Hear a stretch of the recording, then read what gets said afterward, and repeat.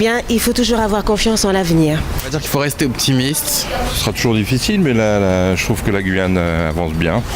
Avec du mal, avec du mal. Oui, j'ai confiance dans l'avenir. Pas beaucoup, hein. Je suis dépassée. C'est vrai que j'ai pas d'avenir.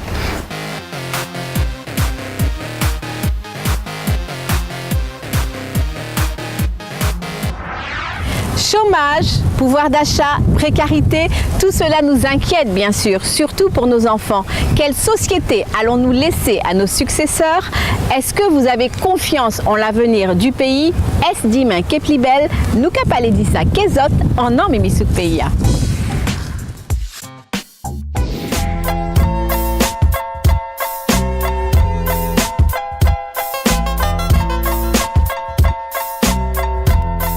Bien, il faut toujours avoir confiance en l'avenir. On va dire qu'il faut rester optimiste.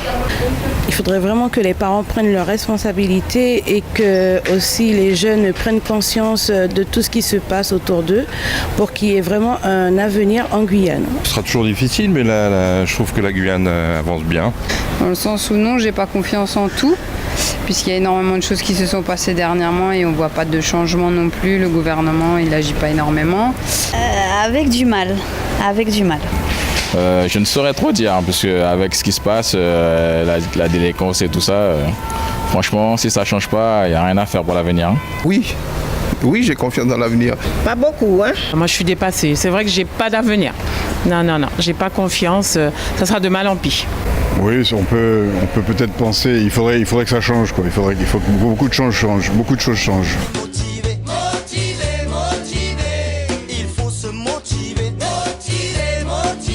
Quels que soient les nuages, quel que soit ce que l'on voit, ce que l'on constate, si on perd espoir, c'est fini. Bien sûr que j'ai confiance en l'avenir, il le faut, c'est important. Bon, malgré toutes les choses, il faut avoir la volonté et garder la foi, malheureusement. En tant que parents d'enfants, jeunes et adolescents, il faudrait vraiment que nous tenions nos enfants afin que nous puissions voir un avenir concret pour nos enfants. Après, si l'État décide à investir, ce serait bien. Je suis pour l'optimisme, oui. C'est un pays qui a beaucoup de potentialité pour avancer, donc il n'y a pas de problème. Est-ce qu'on va s'en sortir? J'en sais rien déjà et je sais pas du tout. Je vais voir, on vit au jour le jour et puis on espère que ça va aller mieux ici qu'ailleurs. Là, c'est aux élus de se débrouiller pour mettre en place des systèmes pour que les jeunes puissent s'en sortir maintenant, puisque l'avenir c'est les jeunes, donc voilà, il faut les mettre des aides, des trucs en place pour qu'ils puissent s'en sortir, c'est tout. J'espère et après je sais pas si on va y arriver. Que chacun prenne ses responsabilités, l'État, la nouvelle collectivité, et puis nous les parents, et puis les enfants aussi. On compte sur nos politiciens pour aller au-delà de tout ça, mais maintenant je sais pas si on va y arriver, mais je l'espère en tout cas. Pour mes enfants, en tout cas pour nos enfants, voilà, je l'espère. Non, parce que je vois trop de choses vilaines qui se passent dans le pays. Ça, c'est vraiment inquiétant. Non, je suis un pessimiste qui a beaucoup d'optimisme. La loi doit changer.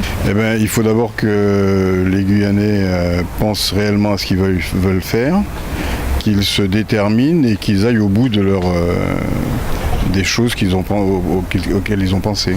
Nous parlons de parler de travail, nous venons prendre un pied à India et Kabaya, non. Au fond, nous potes plein qui a alcool, non. Qui pas de belle femme qui a backball, non. Êtes-vous enthousiaste pour l'avenir du pays? Notre invité nous en parle tout de suite.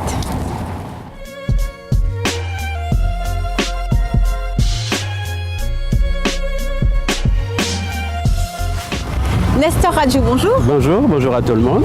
Vous êtes un économiste et à ce titre, nous vous avons convié à parler de l'avenir du pays, l'avenir social mais également économique. Alors c'est vrai que notre pays est un petit peu secoué par quelques turbulences, ça n'aurait échappé à personne. Est-ce que vous êtes optimiste pour l'avenir? Il faut être optimiste quand même. Vous avez bien raison. Si on est pessimiste, il n'y a plus de solution finalement, on se laisse aller à la destruction. C'est vrai.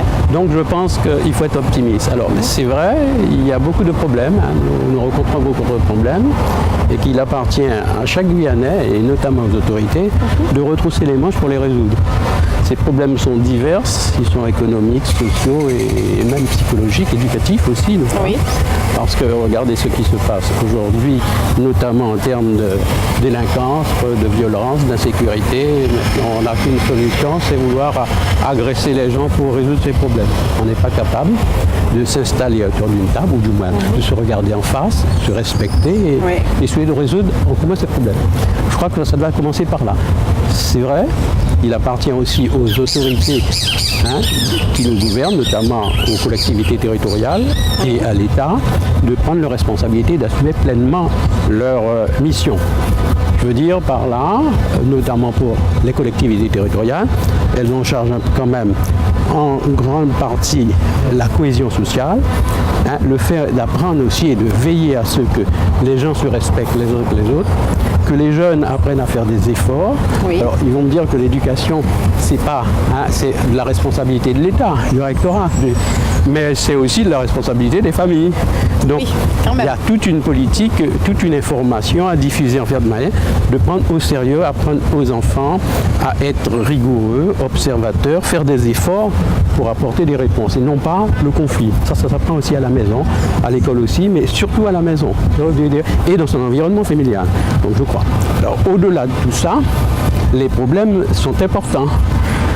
En termes économiques, il y a 3 variables importantes qui sont la population, donc la cohésion sociale, la qualité des individus, donc éducation, formation, respect des autres. Bref.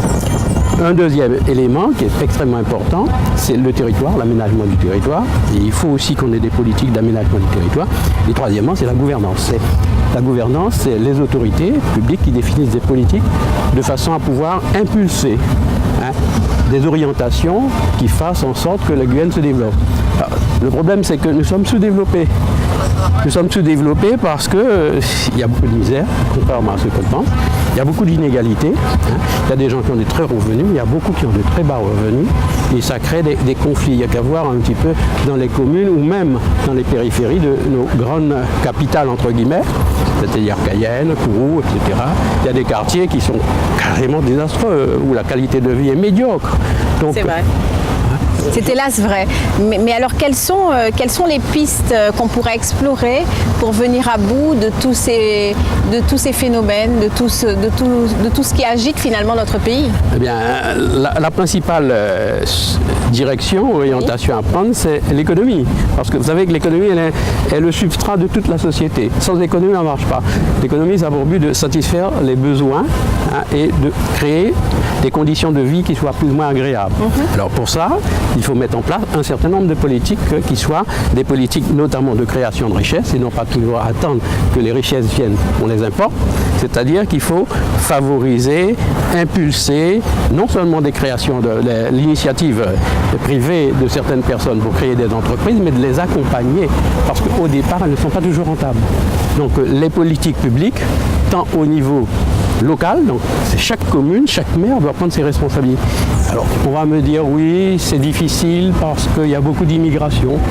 C'est vrai. Ça revient souvent. Eh oui, c'est une réalité. Dire, oui. C'est une réalité.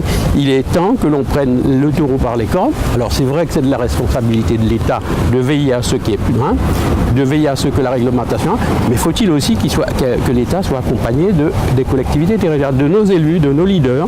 Ça veut dire que, moi je considère pour cette lutte contre l'insécurité et l'immigration, ça doit être un partenariat étroit entre l'État et les collectivités territoriales, notamment avec la collectivité majeure, la nouvelle collectivité, la CTG. Elle doit prendre ses traitements et traiter le problème de la cohésion sociale, c'est-à-dire faire en sorte que les immigrés qui viennent ici, malheureusement, c'est pas toujours entre guillemets de bonne qualité parce que c'est pas l'immigration choisie, ce ne sont pas des intellectuels. Je ne dis pas qu'il faut toujours rien, mais ce sont des gens qui viennent plutôt pour recevoir que d'apporter.